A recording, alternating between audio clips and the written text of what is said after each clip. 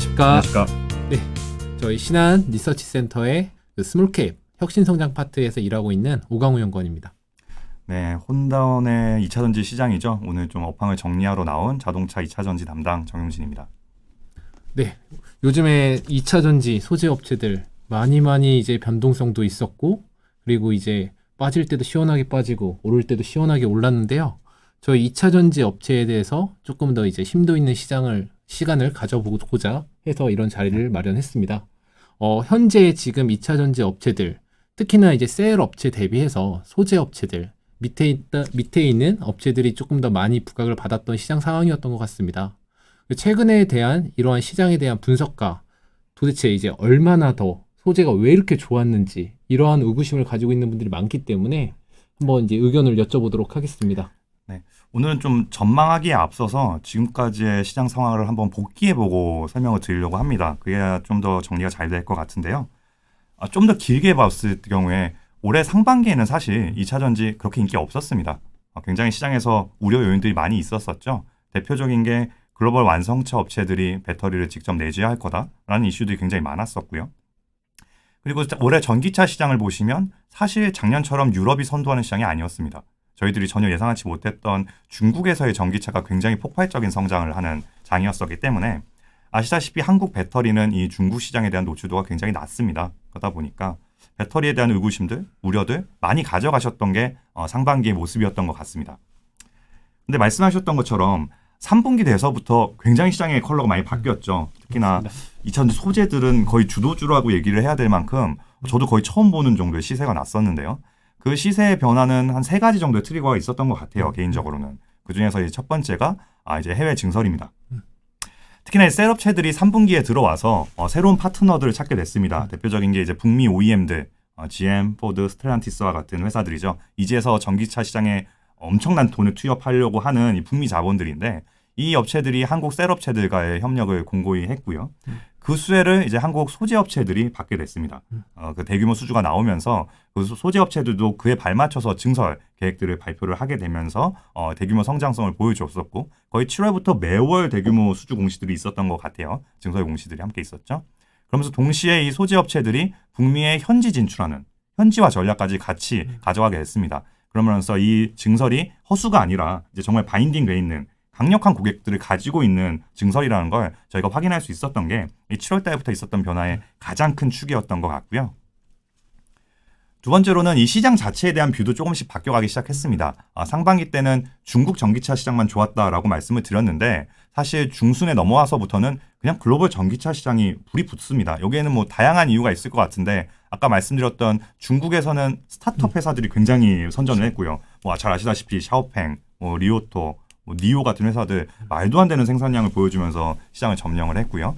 그리고 이 부분은 약간 놓치실 수도 있는 부분이긴 한데 분모에도 변화가 굉장히 컸습니다. 어떤 의미냐면 내연기관 생산량이 굉장히 안 좋았어요.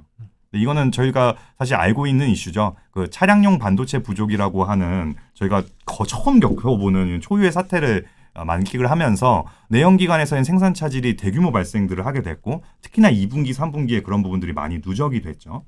근데 반면에 전기차는 반도체 쇼티지에 거의 노출되어 있는 게 없습니다. 왜냐하면 차량용 반도체 쇼티지는 대부분 저가형 차량용 반도체, 엔진에 들어가는 MCU라던가 IC 컨트롤러와 같은 굉장히 저부가가치 칩에서 많이 쇼티지가 발생을 했는데 전기차 같은 경우에는 좀 고부가가치 칩 위주로 디자인된 경우들이 많거든요. 그러다 보니까 반도체 자체의 아키텍처나 퀄리티의 차이가 크고 개인적 그런 쇼티지 상황에 덜 노출될 수 있었던 게 전기차의 상황이었습니다. 그래서 전기차는 생산이 잘 되고 내연기관은 생산이 안 되고 그럼 분자는 크고 분모는 작으니까 전기차 침투율은 고공행진을 할 수가 있었던 상황이었던 거죠. 저의 예상치를 훨씬 뛰어넘었습니다. 지금 상황을 보시면 이 차트에서도 확인이 되시죠.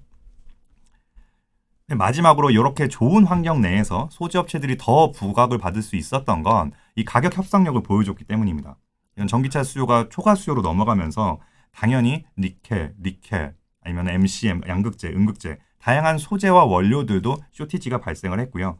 지금 인플레이션 장이잖아요. 지금 수요가 있으면 가격이 오릅니다. 그런 장이 됐고 반도체 소재들과 원료들도 굉장히 큰 폭의 가격 상승을 기록을 하게 됩니다. 근데 이 소재 업체들이 원료 가격 상승분만큼을 대부분 가격에 전가할 수 있게 되면서 가격 협상력을 보여준 거죠.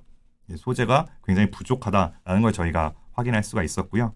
그 결과까지 세 가지 현상들이 묶여서 이 2분기 때 소재 회사들의 어닝 서프라이즈를 견인했다고 보여집니다.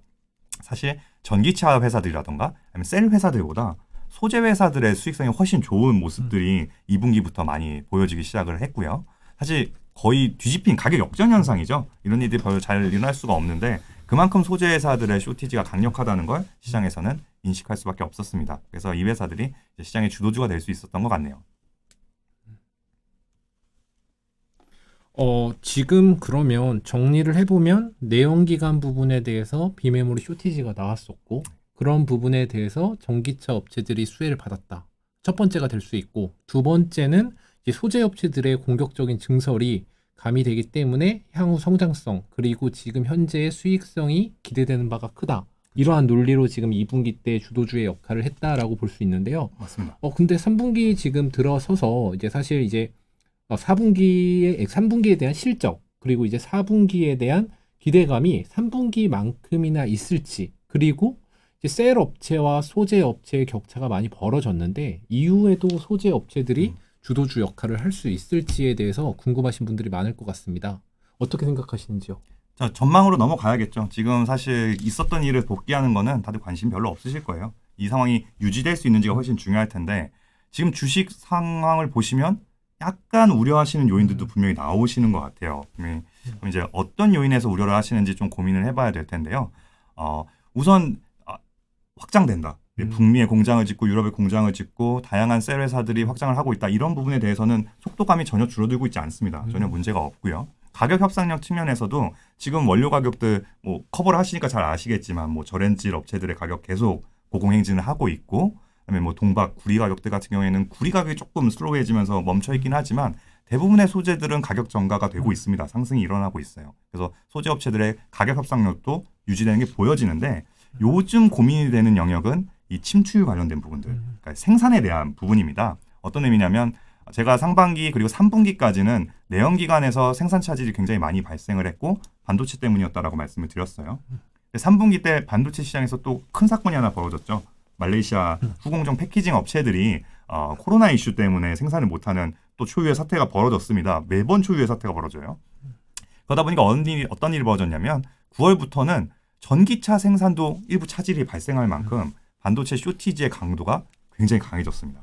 그래서 지금 특히나 이제 약간 올드한 모델이라던가 일부 모델들은 전기차도 감산이 나오고 있어요. 그래서 업황은 너무 좋은데 반도체 이슈 때문에 어떤 회사는 물량이 생각보다 안 나올 수도 있는 약간의 불확실성이 나왔다라고 봐주시면 될 것 같고요. 그래서 실제로 어제 발표된 포스코 케미칼의 실적을 보시더라도 음극재 사업부의 매출이 저희 예상치 좀 하회했었는데 특정 모델들이 좀 감산이 나왔다라고 저희들은 해석을 하고 있습니다. 그래서 다 좋은데 또 반도체 이슈가 전기차 시장까지도 조금씩 들어오고 있다라고 보고 있고요. 그래서 이 상황에서 제가 추천드리는 방식은 그럼 조금 달리 전략을 가져가 보자. 지금까지는 업황이 너무 좋고 모든 회사들이 증설을 하다 보니까 사실 어떤 회사를 사도 이익을 보셨습니다. 그런 상황이었는데 이제는 예상치 못했던 변수에 노출된 회사들이 나올 수 있고 결국 종목을 좀 줄여야 된다라는 설명을 좀 드리고 싶어요. 업황은 좋을 텐데 회사의 실적은 약간씩 차별화가 될 수 있다라는 점이고요. 그러면 이제 불안한 회사를 지우는 게 제일 좋겠죠. 아니면은 가장 확실한 회사를 꼽거나요. 두 가지 컨셉이 가능할 것 같은데 저는 가장 확실한 회사를 뽑는 방법은 아마 오광호 연구원님이 저보다 잘 아실 거예요.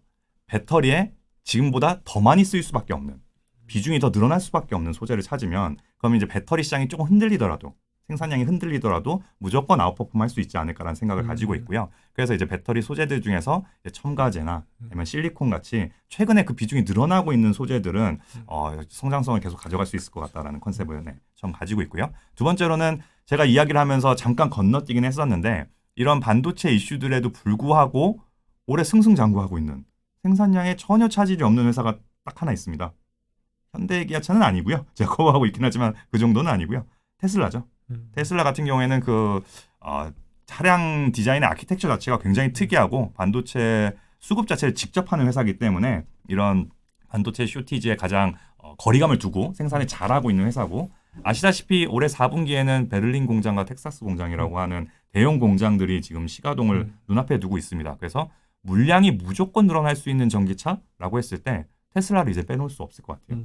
올해 연중 내내 그랬지만 더 차별화된 모습이 연말에는 나올 수 있을 거라고 생각을 하고 있고, 그래서 앞서 말씀드렸던 두 가지 컨셉 플러스 제 테슬라 수혜주가 이제 괜찮은 모습을 나타낼 수 있을 거라고 생각을 하고 있고요. 제가 말을 좀 빨리 하다 보니까 한 가지 이슈 넘어갔었는데, 이제 가격 협상력 같은 경우에는 이제 고부가가치 제품을 많이 하는 회사들, 이런 회사들이 향후에도 계속 원료 가격이 올라오는 부분들을 더 전가 잘할 수 있을 거라고 생각을 하고 있어서 소재 업체들 중에서도 좀 고부가치 포트폴리오가 잘 짜여져 있는 회사들, 이렇게 세 가지 컨셉을 지금 추천드리고 있습니다.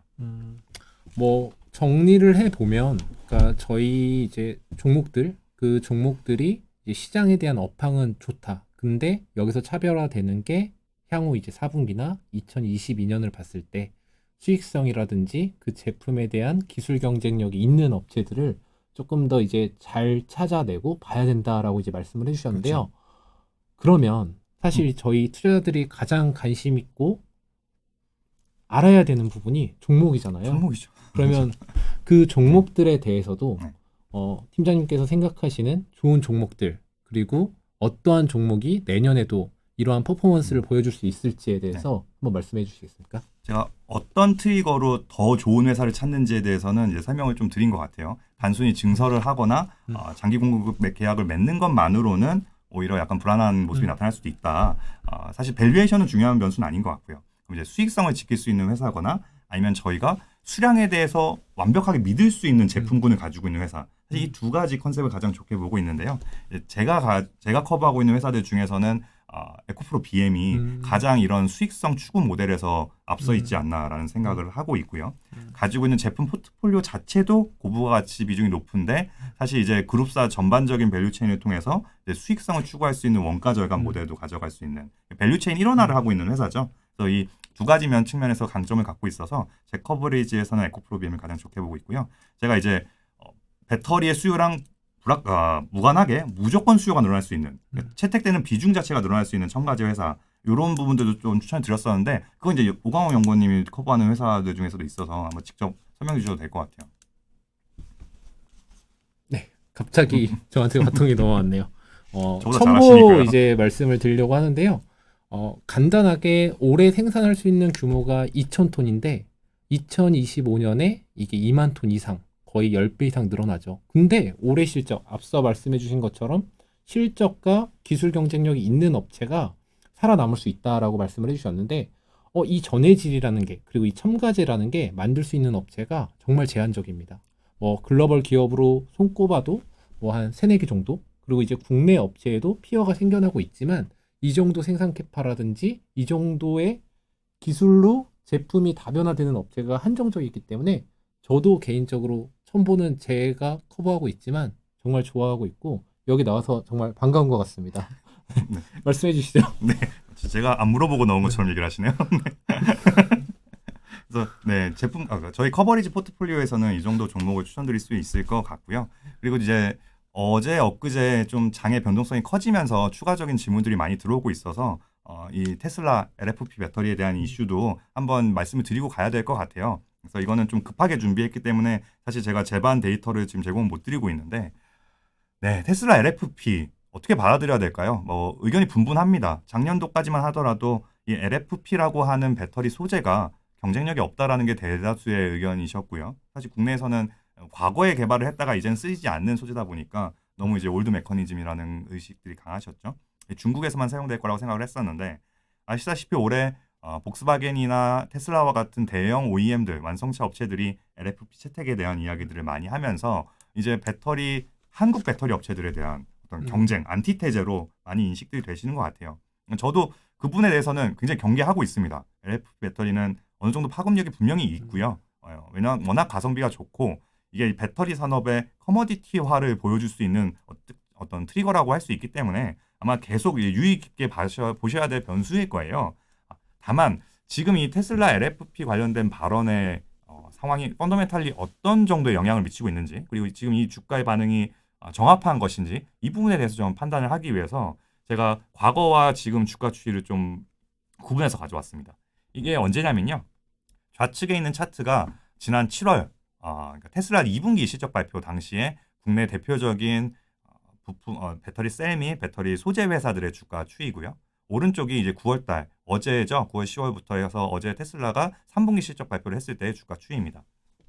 테슬라가 LFP 배터리를 사용하겠다고 기존에도 얘기를 했었습니다. 첫 번째는 배터리 데이에서였고요. 그때 이제 매스마켓에서는 사용할 거라는 얘기를 했었죠.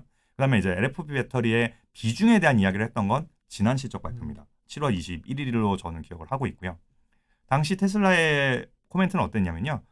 궁극적으로는 자기들이 사용할 배터리 셀의 3분의 1에서 3분의 2가량, 최대 맥스 3분의 2까지는 LFP를 사용하는 것도 충분히 리즈너블할 수 있을 것 같다라는 표현을 썼습니다. 뭐 정확한 목표치나 이런 것은 아니었고 좀 두리뭉실한 부분이었지만 굉장히 공격적으로 이 LFP 배터리라고 하는 소재를 활용할 수 있다라는 코멘트를 했었고요. 어제 3분기 실적 발표 때는 사실 약간 톤이 좀 전 다운됐다고 판단했습니다. 기존에 판매하고 있던 차종들의 가장 저가 트림인 스탠다드 차종, 300km 정도 가는 차종이죠. 가장 저렴한 모델 3와 모델 Y에만 적용이 되어 있는 트림인데 이 차종들은 향후 LFP로 교체가 될 수 있고 중국이 그 허브 역할을 할 수 있다라는 코멘트였습니다. 제가 봤을 때는 어제 코멘트는 강도가 훨씬 낮습니다. 근데 이건 수치적으로 저는 그렇게 판단하는데요. 왜냐하면은 기존에는 명시적으로 3분의 1에서 3분의 2라는 레인지를 설정을 해줬다면 지금 테슬라가 팔고 있는 차종이 올해 지금 기준으로 지금까지 45만 대에서 50만 대 정도가 팔렸을 겁니다. 그중에 대다수가 당연히 모델 3와 모델 Y고요. 모델 3가 30만 대, 모델 Y가 한 15만 대 정도 팔린 걸로 제가 기억이 납니다. 여기서 스탠다드 트림이 어느 정도 팔리고 있을까요? 10만 대 정도예요. 25%, 20에서 25% 정도라고 보시면 될 것 같고 선진국인 유럽이나 미국 시장에서는 이 스탠다드 트림의 비중이 굉장히 적어지고 있습니다. 당연히 팔리는 부분들은 대부분 중국이라고 보시면 될 것 같아요. 그래서 저는 이 LFP 배터리가 아직도 중국 시장을 겨냥한 전략적 자원으로 보여진다라는 해석을 하고 있고요. 그리고 그 발표의 규모도 기존의 규모보다 크지 않다라는 게 저의 해석입니다. 근데 반면에 이제 주식시장은 어떻게 됐냐면요. 지난 2분기 실적 발표 때는 사실 큰 이슈가 안 됐습니다. 사실 LFP 배터리가 어느 정도 시장을 차지할 거라는 건 저희 다 알고 계세요. 자동차 시장에서 가장 큰 시장이 중국인데 중국은 폐쇄적 시장입니다. 지금 내연기관들도 중국에 함부로 못 들어가는 굉장히 폐쇄적인 시장이 형성이 돼 있죠. 그 시장이 LFP 배터리를 선택했다면 당연히 글로벌 일정 퍼센트지는 이 소재를 쓰게 됩니다. 그건 당연히 어쩔 수 없는 문제고요. 이제 문제는 이제 중국산 모델들이 해외로 나올 수 있는가. 이게 더 중요한 포인트인데 아직까지 전기차나 내연기관에서 그 정도의 파급력을 보여주고 있지는 않습니다. 그래서 저는 이미 이 정도는 시장에 노출되어 있는 저희가 인식하고 있는 변수였다고 생각을 하고 있고요. 반면에 어제는 제가 예상했던 것보다 강도가 낮은 발언이 나왔는데 아시다시피 주가의 조정폭은 굉장히 컸죠. 그리고 사실 LFP 배터리가 활용되더라도 피해를 보지 않는 업체들이 있습니다. 뭐 잘 아시다시피 커버를 하고 있는 전해질 업체들이라던가 동박 업체들이라던가 LFP 배터리의 적용 때문에 바로 피해를 보는 유형의 소재들은 아니죠. 근데 모두 무차별하게 조정을 받았습니다. 그래서 제가 드리고 싶은 말씀은 LFP 배터리 중요합니다. 계속 꾸준히 보셔야 될 거고요. 중국이 이 소재를 어떻게 쓰실지 장기적인 전략 그림을 그려보셔야 될 거예요. 하지만 어제 나온 이슈는 펀더멘탈에 영향을 주진 않았습니다. 어제 이번 주에 있었던 그래서 2차 전지 소재들의 주가 하락은 수급적 요인들이 훨씬 크다고 보고 있고요. 너무 긴 시간 동안 랠리를 지속해왔고 3분기 주가의 수익성도 사실 너무 좋죠. 그래서 약간의 이제 로테이션과 함께 수급적 요인들이 영향을 미친 것 같다. 그래서 오히려 내년도 전망을 봤을 때 지금이 선별적인 투자를 하기에 적기가 아니겠는가 이 정도로 말씀드릴 수 있을 것 같습니다. 정리를 해보면 이제 사실 2차 전지 소재가 왜 좋았고 그리고 앞으로는 어떨지 그리고 종목은 어떤 게 있었는지 뭐 에코프로 BM이라든지 첨보 이런 종목들을 많이 말씀을 해주셨는데요. 뭐 사실 지금 나오는 뉴스들 같은 경우에는 수급적인 이슈 그리고 이제 기존에 나왔던 LFP 관련 이슈에 대해서는 단기적인 조정이지만 중장기적인 방향성은 잃지 않았다라고 이제 말씀을 해주셨습니다. 저희가 지켜볼 거는 앞으로도 이제 전기차 관련 업체들의 성장성이라든지 경쟁력이 얼마나 더 커질 것인지에 주목을 하고 있고, 이러한 부분에 대해서 계속 고민할 수 있도록 하는 시간을 많이 가져보도록 하겠습니다. 네, 좋은 말씀. 네, 이상으로 마치도록 할까요? 네, 마치도록 하시죠. 네, 감사합니다. 네, 인사드리겠습니다. 감사합니다.